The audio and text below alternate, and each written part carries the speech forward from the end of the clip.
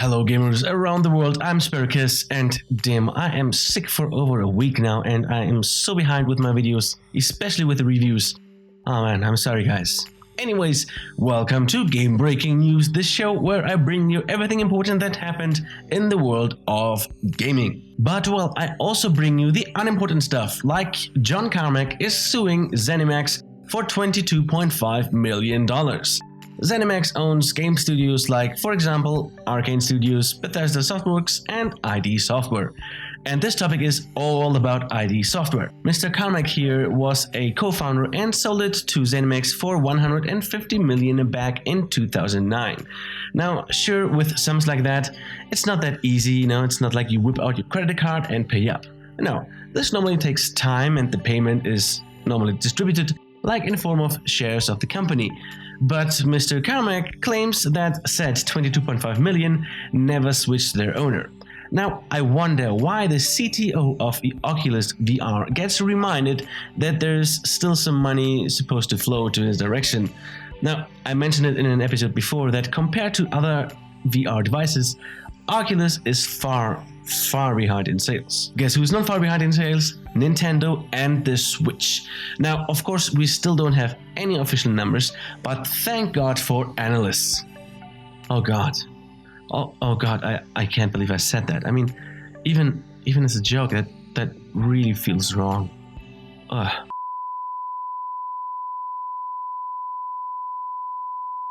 According to Superdata, the console has sold over 1.5 million times.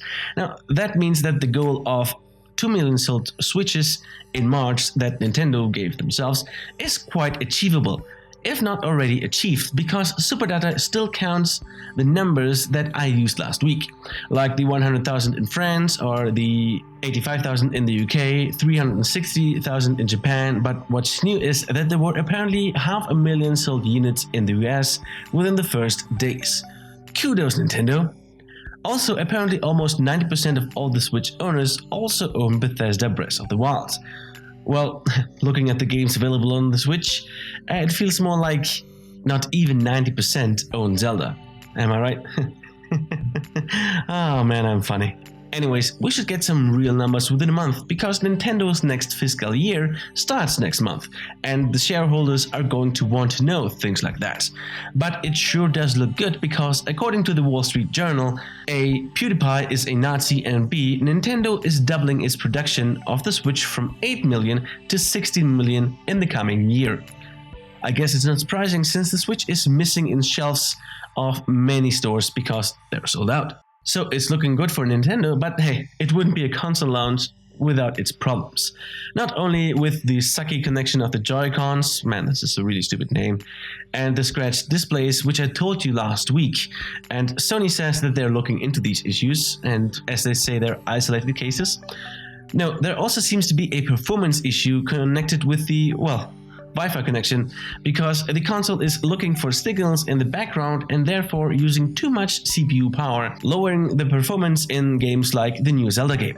That would explain the many complaints across the internet about sudden frame rate drops. But apparently Nintendo is already on it and a fix is coming with the next firmware patch. Whenever that's going to be. Another issue. Multi-platform games for the Switch are generally more expensive than for, say, PS4 or Xbox. Now, the reason for that might be, according to Eurogamer, the fact that producing the cartridges is more expensive than pressing the games on a Blu-ray. Well, okay, I guess that is a valid point and makes sense, but games are typically $10 more expensive on the Switch, and I seriously doubt that it will take 10 extra bucks to produce this mass product. I might be wrong, but it still seems a little bit much. But luckily, assholes don't have to pay for Switch games for much longer, because the console already got hacked. Well, to some extent.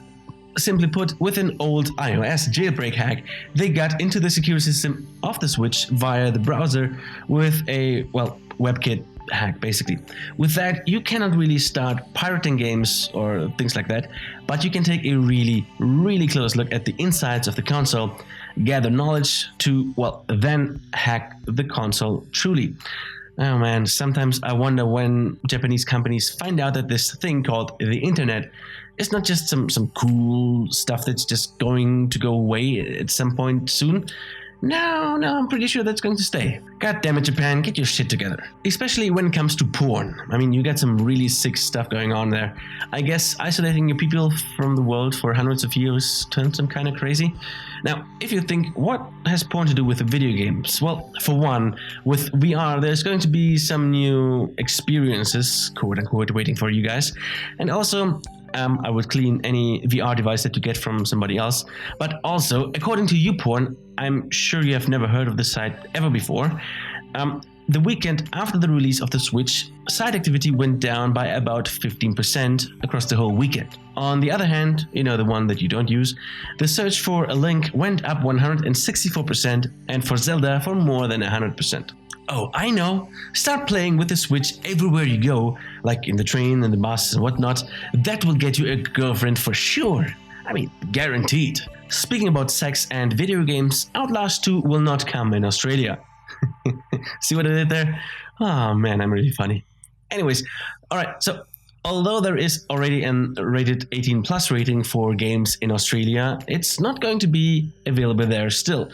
Because sure, the game has, drug use, sex, violence, criminal activity, and so on. But apparently there is a scene, one particular scene in Outlast 2, that does contain pretty violent sex. Huh. I guess YouPorn will get a drop in activity after release of Outlast 2 as well. I mean, there are some really crazy brain-fucked horny assholes out there. And in here. Anyway, I don't know how to transition to the next topic now with all the talk about sex and the pain that it can give you.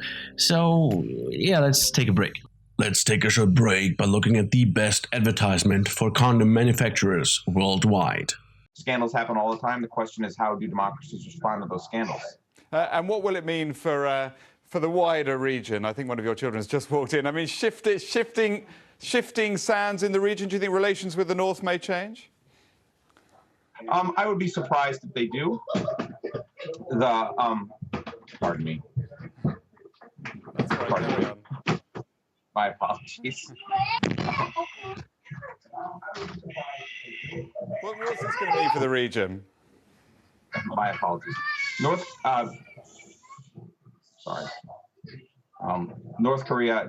South Korea's policy. Oh man, I love this. I've seen this clip so many times and it still cracks me up. The little girl is just waltzing right in with no care in the world, and you can see the moment where the dad regrets to have children, and then his son rolls in like a boss, and the whole scene gets completed with his wife flying in and then drags them out like a ninja. Best interview ever. Oh, yeah, it was all about the impeachment of the South Korean president, but who cares about that? I mean, look at the kids, they're adorable. Moving on, let's talk about Xbox. Damn it, Microsoft, put your head out of your ass and do something. Moving on, let's talk about PlayStation and the fact that the PlayStation 3 will soon have a production stop in Japan. Well, I would say that means that within the next 12 months, the production of the PlayStation 3 will come to a complete end worldwide. Well, goodbye, old friend. We had some... Oh man, I can't do this. I don't give a rat's butt about some old piece of hardware. I just want to play games. I don't care where on what. It just have to be good, and that's it. Especially since Sony announced that they will expand the PlayStation Now library. Currently, subscribers can stream and play over 460 PS3 games via PlayStation Now on your PS4 or PC. But over the course of this year, subscribers will be able to stream even PS4 games. Funny, just a couple of days back, Mark Jackson and I had a little discussion on my Horizon Zero Dawn Let's Play about PlayStation exclusives and that they're not available on PC. Well, we're getting there, Mark. So this library update will come with no extra costs or additional fee for the PS4 games, which sounds only fair because, well, the price for a monthly subscription is already quite high and it varies depending on where you live. Now, Sony, one piece of advice. Release the Mac client for your PS4 now and the controller, because PC and PlayStation gamers already have plenty to play with. But Mac users, damn, you'd have a whole new market.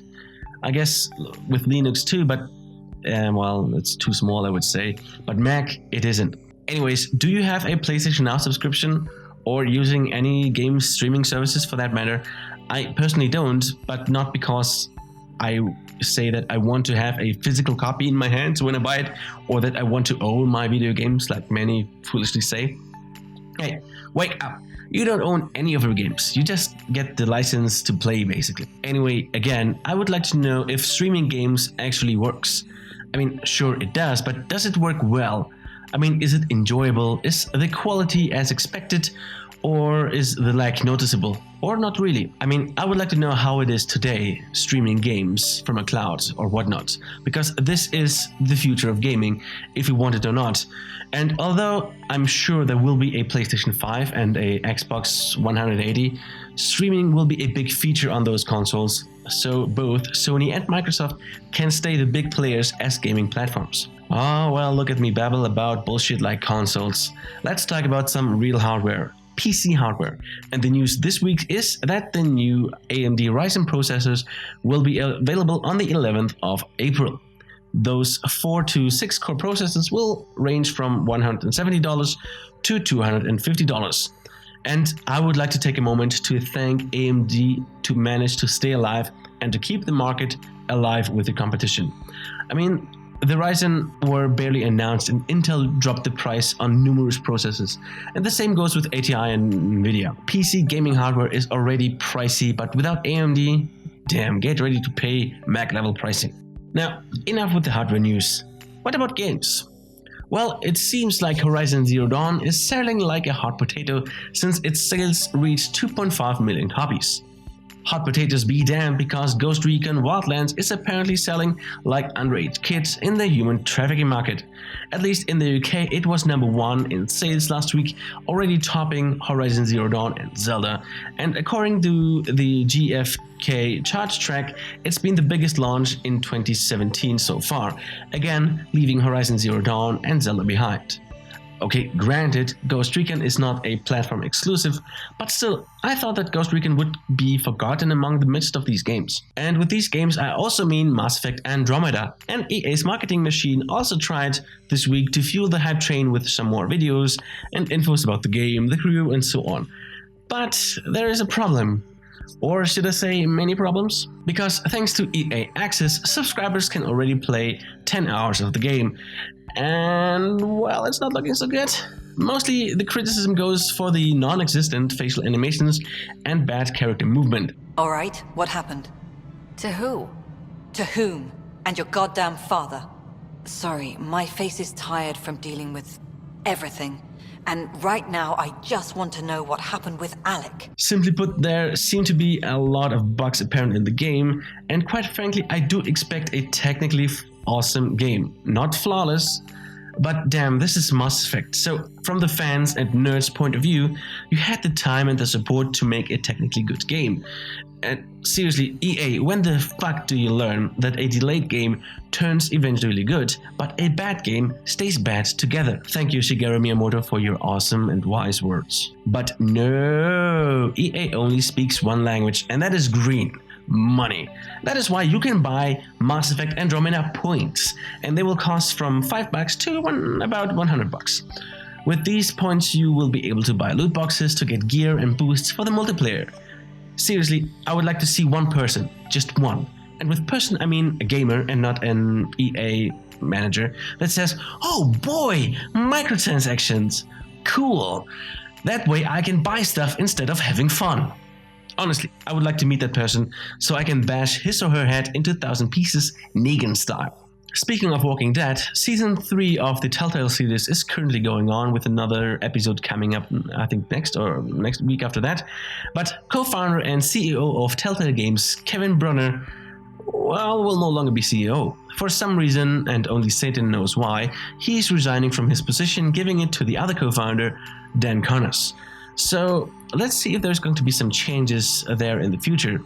I personally hope so, because I kind of lost interest in the Telltale games.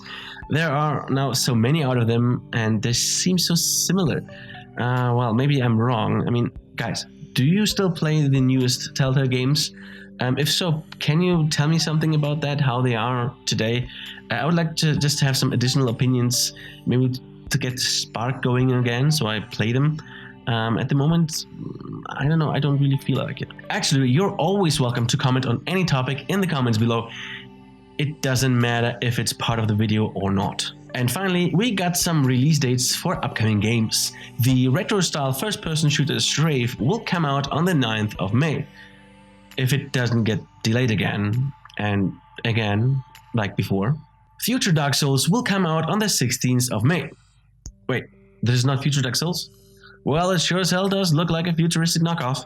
Okay, the game is called The Surge, and it is from Deck 13, the makers of Lords of the Fallen, which, well, was basically a Dark Souls. Which doesn't have to mean that it's a bad game, nor that The Surge is going to be bad. Well, we will find out, I guess, on the 16th of May. Also, we get a date for the next DLC for Europa Universalis 4. Mandate of Heaven will be available on the 6th of April. Wait, what? Isn't that the exact same day when they released Utopia, the DLC for Stellaris? What the fuck, Paradox? I mean, sure you honor your name, but it seems like a stupid move to release 2 expansions of the 2 big games that you have on the exact same day. Great! It's always nice to end the show with something stupid, so thank you very much for watching. It's been a pleasure presenting you the news this week. Don't forget to subscribe to stay up to date with game-breaking news. Comment down below your thoughts on this week.